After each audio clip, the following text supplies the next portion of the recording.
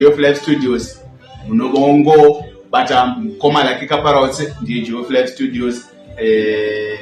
producer wacho pachena awa ndo vatotara nezvavo Geofly Studios for life kuratidza kuti pane upenyu huri kuitika kufanana noda kwamukoma Arthur iko zvinova kuimba kundidarika zvokuti ndaimbofunga ndoimba but murume uyu ari kuimba muchanzwa pane zviri kuuya izvozvo pane zvinova zviri kuuya itoto ingoma kana iyoyo iri kuimba cheuka ngavapoti vachichengeta vabereki vavo vanhu ivava nyaya yekuchengeta vabereki hama ndachagara ndakanesana nekuchengete vabereki vedu aiwa zvakanaka zvinokudzwa ava ndo vanonzi producer lake kaparautse vanokwanisa kupai namba dzavo ngavataure namba dzedu kuno 0773